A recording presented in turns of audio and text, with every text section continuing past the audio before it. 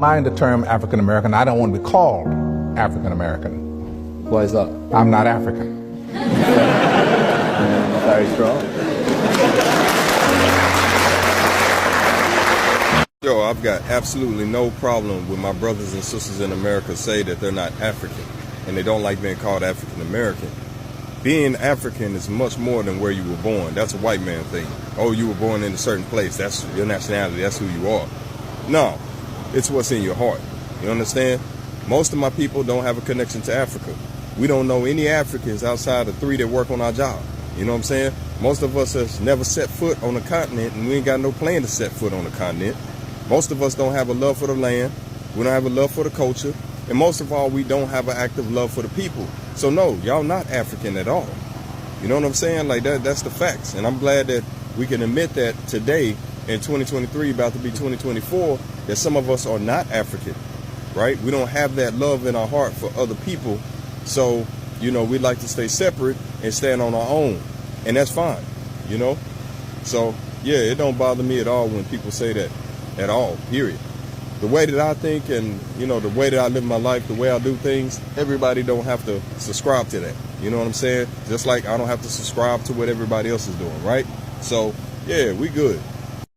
African Americans need to define themselves. You can't say no profanity over this, right? Because I was going to put it, they didn't need to define their black asses because they don't understand how friggin' confused they are. And I'm going to call the names, the Arabs in the community, they got their shit hooked up with Arabs. So they got control of all the stores. That's not some accident in history. That's a network that had the U.S. government assisting them. The Koreans, they got all the dry cleaners. That's a network, an international network financed by folks from outside of this country and promoted by the government of the United States.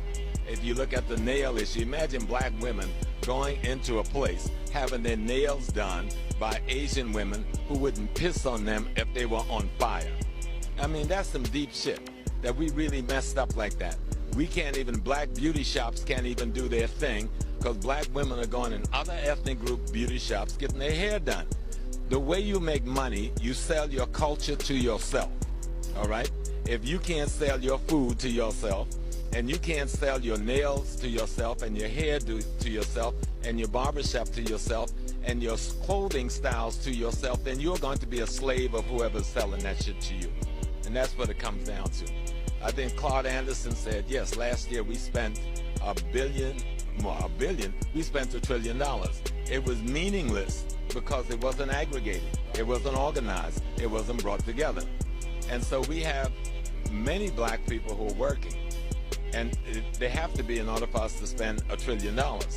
But they have no bonding relationship to the group. If you look at people from China, from Japan, from the Arab nations, from Britain, from France, they are the Italians, the Poles, they bond to their group. Group comes first. We got some foolish backwards notion that we're supposed to be hooked up with everybody, and not even realizing that nobody is hooked up with us economically except to act as our parasite while we are their saprophyte. And let me break that shit down to people. Parasite means something that preys on another organism for its sustenance. A saprophyte is the organism that allows someone else to prey on it for its sustenance. And we need to stop that parasitical, saprophytical relationship we have between other immigrant groups that have no respect, no regards for African Americans except to use them to make money, to take care of their neighborhood, to provide them with food, clothing, shelter, safety, and security. Because that's what this shit is really all about. You know what the Hispanics do? What do they do? 20 of them be in one house. Yeah, I know. And they put their shit together. This is what happened. We seen this happen in Chicago. The black neighborhoods, while we fighting over who block that is, Mm-hmm. the Hispanics came in on the west side. Mm-hmm. They started with 20 of them in one house. Mm-hmm. Then they bought a house next door. Now it's 10 and 10. Then they bought a house next door. Now it's 5 and 3. And they bought it. And then we look up. They got the whole block now. We like, what the fuck going on? Yeah. Because we don't want to work together. We so busy trying to be a boss on our own and don't nobody want to do nothing to help nobody. We fucking up the program. He's right.